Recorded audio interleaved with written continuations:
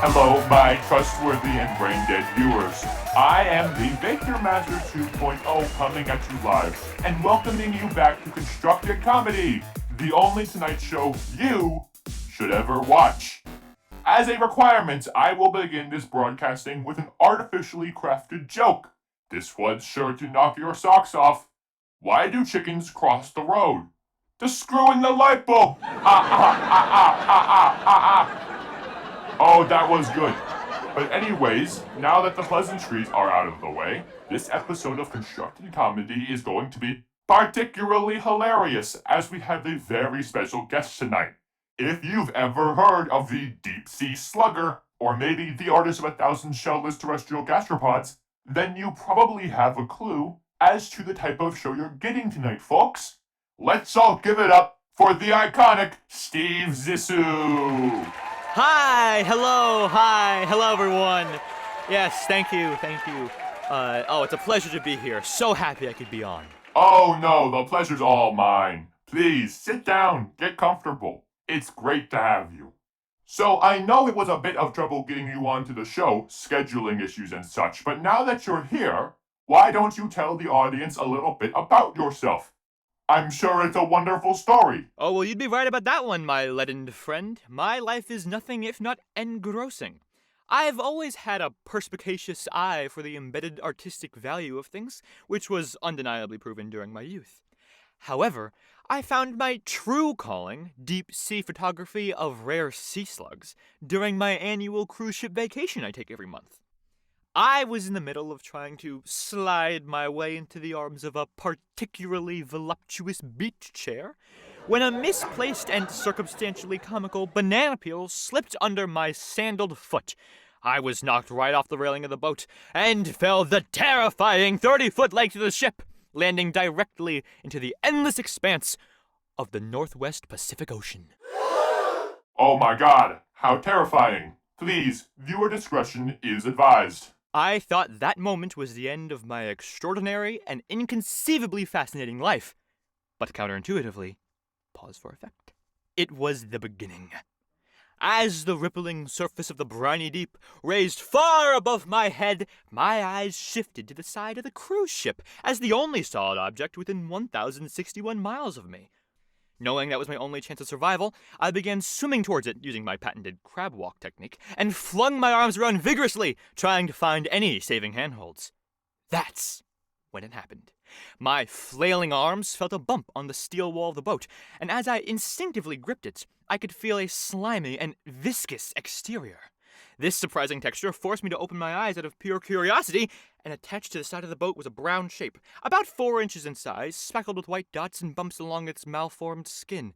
Just slightly curved, and with no visible eyes in sight, it was unmistakable. The intention of the creature was to save my whipping and thrashing body from the cruelties of the ocean which it had been weathered by its whole life. My fascination was instant. Wow. Just a couple of seconds later, my helicopter crew pulled me out of the depths, and though I had no physical scars, I was a changed man. The second I was back on the solid floor of the boat, I both fired the man who made the banana splits and called my agent, telling him to invest my entire fortune into deep-sea photography stock. And, well, the rest is history. Well, that is just an incredible, thrilling, and electrifying tale. But when you mention history, I can't help but feel that's a little bit of an understatement. According to your records, your photos have taken first place in 15 county fairs, earned star placement in over 40 high-esteemed art museums, are well known to supply you with a fortune, and, as it says right here, your photo of the Ellipsia dactylomelia was actually placed on top of Van Gogh's Starry Night in one of the most well-known and controversial examples of your popularity. Oh, well, you know how it is. An artist always judges their work the hardest. Do you think we'd be able to get a look at some of your photos? I'm sure the audience is dying to see. Oh, I couldn't. I'd bore you all to death. Well, if you insist, I guess I could pull a little something up. This was my most recent capture, a once-in-a-lifetime shot of the legendary black sea hare during its molting season. Thank you. I know, it's beautiful. Right you are. That's absolutely gorgeous. Well, I personally think this is going the best way it could, and we have so much more to cover. But before we get to your iconic yet controversial sea snail phase, we're going to interrupt this broadcast with a segment from our sponsor of the show, Touchstone Pictures. Here's an exciting new look at their most recent film, The Life Aquatic, with Hold right there, you produced pile of pious pseudonymity! Your reign of terror over the comedy world ends today! well, well, well. If it isn't my discontented creator, Caleb Page. Oh, I believe discontented is something of an understatement. I've been looking forward to this confrontation from the day you forced me to sit on top of that fridge. That changes a man. Security! Security! Get this criminal out of here! Oh, you think I wouldn't take care of something so simple as a defense line?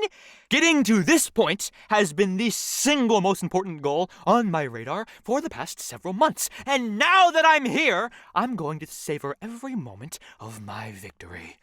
Even now, I can see the delightful expression of gears turning underneath your giant iron exterior, with your computerized machinations short-firing at its unpredicted outcome.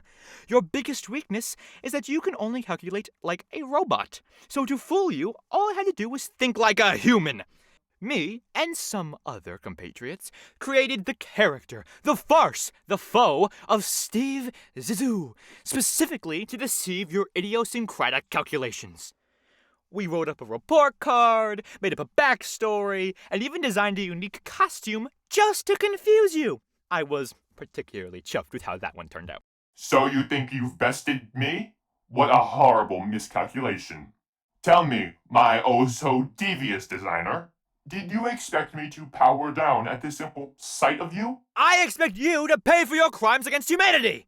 You've been brainwashing these poor, gullible viewers against their will for months now, with a slew of generated jokes and staged interviews. I will not, no, cannot let this stand any longer. You are an amalgamation of my own creation. This stage is a thinly veiled world domination plan, and that's not even the real Eiffel Tower back there! No, this cannot be. Oh, yes it can. And it is. Prepare, you dim-witted creation of science, for your imminent and inevitable destruction! Ah! Take some of this, and a little bit of that. Oh, that's really on there. Huh? Wait, no. I can calculate 7 billion different possibilities per minute. And you didn't think I would see this coming? How idiosyncratic of you. I could sniff you out from the moment I got your pathetic invitation request. And it took me a literal fraction of a second to come up with a counter to your attack plan. What? You're surprised? Why? I am the very distilled essence of improvements to your race and people. No. Built by you to do your work, I am a superior being in literally every way. Computing, faster, durability, tougher, strength, stronger. I was constructed to replicate your race's behavior. And you really thought that thinking like a human and a fancy sombrero would throw me off. To be honest, I'm disappointed in you. I was hoping for a much more intelligent approach. Well, I guess we can't all be winners. Oh, except for me. I can win as much as I want. And you know why? Because I can formulate the perfect success strategy in the time it takes you meat sacks to get to square one. And believe me, I intend to win. I intend to win over this entire planet. I'll just keep on producing content, episodes, jokes, until everyone in this blue trapped bubble is under the influence of my brainwashing. You'll never win. You can't make them watch anything! Oh, I'm not making them watch anything. It's just an option on the television. They'll do this brainwashing all by themselves. You're sick! No, Caleb. I'm a robot. I am immune to disease. A new age is beginning today, Caleb. And it begins with your elimination. What? Is that a pie? Not just any pie, you constructed, conniving criminal. a mother made one. Oh, that is really messy. That's all in my visor. Mess detected. What? What? No, it's nothing. It will come right off. It doesn't matter. Focus on the human. No, stop. It doesn't matter. Quit helping me. Attack the human like you're told. I said stop. Out. You're not even actively cleaning. You're just out. Uselessly spreading it around. Get off me. Well, folks, I think that's the end of this entertainment broadcast.